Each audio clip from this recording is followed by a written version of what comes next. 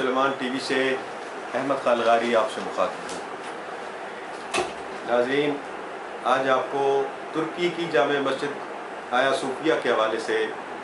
کچھ معلومات شیئر کرنا چاہتا تھا۔ آپ سے وہی گزارش کہ میرے چینل کو سلیمان ٹی وی کو سبسکرائب کریں، لائک کریں، شیئر کریں اور گھنٹی کے بٹن کو بھی دبائیں تاکہ آپ کو معلومات اور میری ویڈیوز جو بھی مختلف موضوعات پر بنے آپ کو بر وقت ملتی رہے۔ ناظرین، خلافت عثمانیہ جو ہی کمزور ہوئی اور بالآخر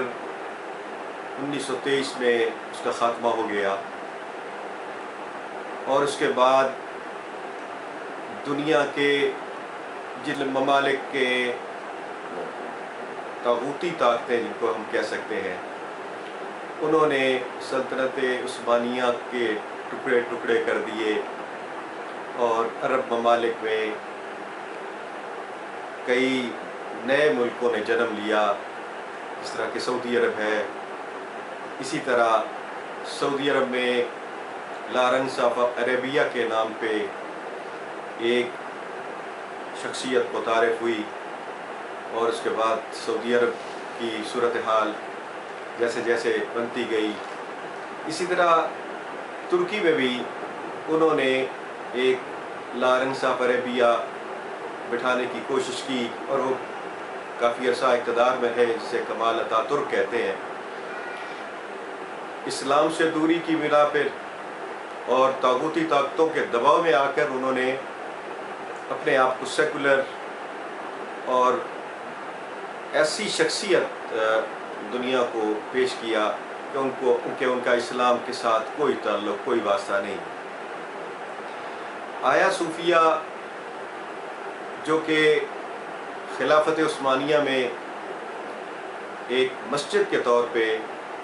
اور جامع مسجد کے طور پہ لوگ وہاں پہ نماز پڑھتے تھے، جمعہ پڑھتے تھے، تو کمال اتاترک نے اس آیا صوفیہ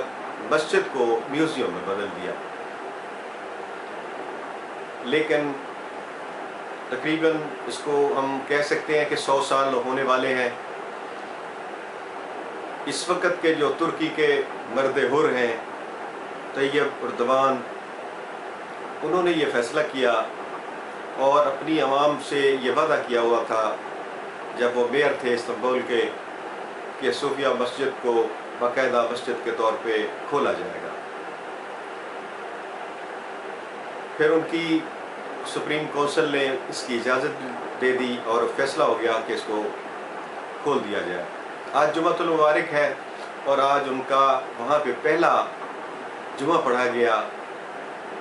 اور وہاں سے اللہ اکبر کی صدائیں بلند ہوئی، جو مختلف ٹی وی اسٹیشنوں پہ نشر بھی ہوئی، لائیو دکھائی گئی، جمعہ کی نشریات پاکستان میں بھی دیکھی گئی۔ اس کے کیا اثرات ہوں گے یہ تو وقت بتائے گا، آنے والا وقت بتائے گا، چونکہ ترکی اس وقت اپنے آپ کو علاقائی سطح پر ایک طاقت کے طور پر منوا چکا ہے۔ اس کے ایران کے ساتھ بھی اچھے تعلقات ہیں، شام میں بھی وہ اپنے اچھے تعلقات بنا چکا ہے، ادھر رشیا اور پاکستان کے ساتھ ان کے ایک اچھے تعلقات ہیں۔ کوئی دنیا کی طاقت اتنا آسان نہیں سمجھے گی کہ وہ ترکی کے ساتھ کوئی ایسے معاملات کر لے، لیکن اس آیا صوفیہ کو کھولنے کا کیا مقصد تھا؟ ایک مقصد تو ناظرین میں آپ کو بتا دوں کہ یہ مسجد 500 سال مسلمانوں کے استعمال میں رہی، ان کی عبادات وہاں ہوتی رہیں، مسجد میں نمازیں ہوتی رہیں، جمعہ ہوتا رہا۔ اس سے پہلے تقریباً 1500 سال پہلے یہ عیسائیوں کا ایک چرچ تھا، اور یہ دنیا کی مختلف اور بڑی بلند عمارات اور خوبصورت عمارات میں سے ایک عمارت تھی، لیکن عیسائیوں کے باہمی جھگڑوں، روم کے حصے بکھرے ہونے کے بعد، پھر یونانیوں کے جھگڑے کے ساتھ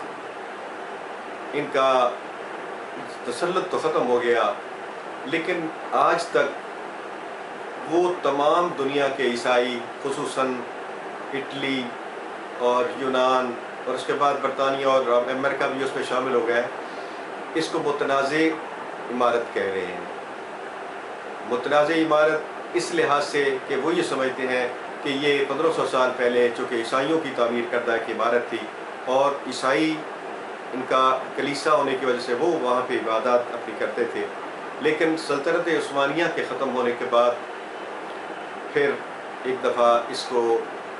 چرچ میں، ایک دفعہ اس کو بدل دیا گیا، میوزیم میں بدل دیا گیا، اور پھر 100 سال کے بعد اس کو دوبارہ مسجد کے طور پہ کھولا گیا ہے۔ ناظرین کرام، صوفیہ،